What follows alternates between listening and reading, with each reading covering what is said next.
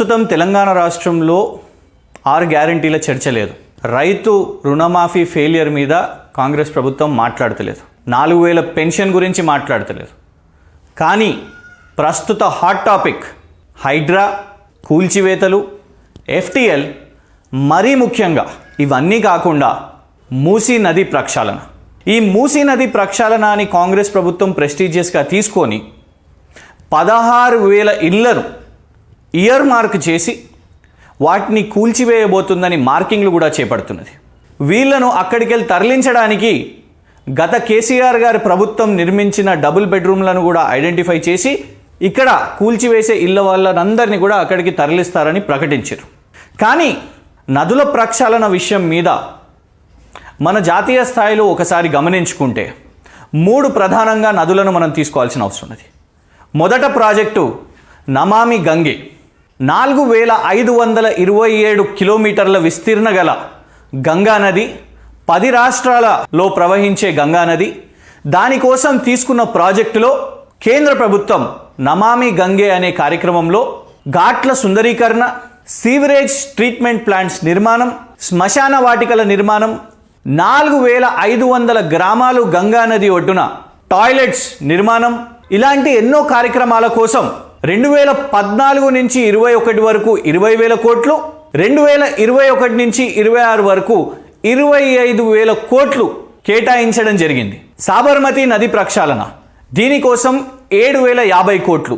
ఇందులో భాగంగా drainage system ప్రక్షాళన, పర్యాటక కేంద్రంగా బోటింగ్ స్టేషన్స్, బ్రిడ్జెస్ నిర్మాణం, కమర్షియల్ స్పేసెస్ నిర్మాణం మరియు ఫ్లడ్ ప్రొటెక్షన్ సిస్టమ్స్.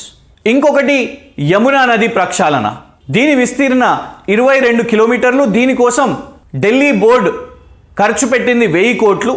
అందులో భాగంగా వాక్వేస్, బయోడైవర్సిటీ పార్క్స్, ప్లాజాస్, ఈ 3 దేశ నదులే ప్రక్షాళనగా కాకుండా ముఖ్యమంత్రి రేవంత్ రెడ్డి గారు సెంట్రల్ లండన్లో థేమ్స్ నదిని కూడా పరిశీలించి స్టడీ చేసి థేమ్స్ నది తరహాలో కూడా ఇక్కడ చేపడతామని హామీ ఇచ్చారు. అయితే థేమ్స్ నది కోసం కేటాయింపులు చేసింది, ఖర్చు పెట్టింది 48,000 కోట్లు మాత్రమే.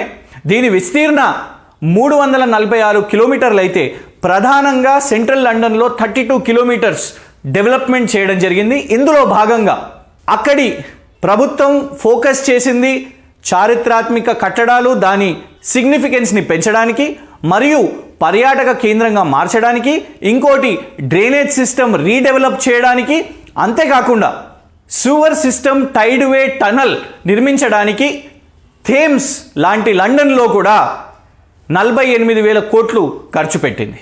కానీ మూసీ నది ప్రక్షాళన కోసం రేవంత్ రెడ్డి గారి ప్రభుత్వం 150,000 కోట్లు ప్రకటించింది. మూసీ పరివాహక అభివృద్ధి కోసం 5 ఏళ్లలో 150,000 కోట్ల రూపాయలతోని ప్రణాళికలు సిద్ధం చేసి తొందరలోనే పనులు ప్రారంభించబోతున్నామని చెప్పి మీ అందరి సమక్షంలో ఇవాళ మనం ప్రకటించుకుంటున్నాం. ఈ 150,000 కోట్లు దేనికోసం ఖర్చు పెడుతుంది? రీహాబిలిటేషన్ కోసమా? కాదు. ఎందుకంటే 16,000 కుటుంబాలను ఏదైతే అక్కడ వాళ్ళ ఇళ్లను కూల్చివేస్తున్నారో వాళ్ళనందరినీ కూడా రీలొకేట్ చేయడానికి కేసీఆర్ ప్రభుత్వం నిర్మాణం చేసిన డబుల్ బెడ్రూమ్ని ఎంచుకున్నారు. సో రీహాబిలిటేషన్ ఖర్చు నంబర్ 1 లేదు. అక్కడ ఇంకేం నిర్మాణం చేస్తున్నారు ఇప్పటి వరకు స్పష్టత లేదు. ఒకవైపు 10 రాష్ట్రాల్లో ప్రవహించే గంగానది, దాని విస్తీర్ణ 4,527 కిలోమీటర్లు. దానికే 10 సంవత్సరాలు 12 సంవత్సరాల్లో 40,000 కోట్ల బడ్జెట్లు కేటాయిస్తే ఇక్కడ కేవలం 56 కిలోమీటర్ల విస్తీర్ణంలో ఉన్న మూసీ నదికి 150,000 కోట్లు రేవంత్ రెడ్డి గారి ప్రభుత్వం ఎలా ప్రకటించారో సమాధానం చెప్పాలి. ఇంకొక ప్రధాన అంశం, ఇవాళటి వరకు రేవంత్ రెడ్డి గారి ప్రభుత్వం అసలు ఏ కంపెనీకి దీన్ని కట్టబెడుతున్నదో ఈ రీడెవలప్మెంట్ ప్రోగ్రామ్ అనేది స్పష్టత ఇవ్వలేదు. గతంలో ప్రకటించిన మెయిన్ హార్ట్ అనే సంస్థ, ఆ సంస్థ యొక్క అధినేతలు పాకిస్తాన్లో వాళ్లకు 3,000 crores స్కామ్ చేసిండ్రు అని పాకిస్తాన్ యొక్క ఫెడరల్ ఏజెన్సీ వాళ్ళ మీద నోటీస్ జారీ చేయడం జరిగింది.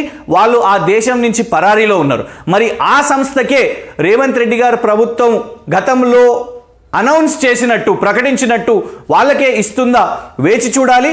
కానీ ఈ 150,000 కోట్లు మూసీ నది ప్రక్షాళన కోసం మరి ఏ విధంగా ఖర్చు పెడుతున్నారో, గతంలో నమామి గంగేకి కాంది, గతంలో సాబర్మతికి కాంది, గతంలో యమునా నదికి కాంది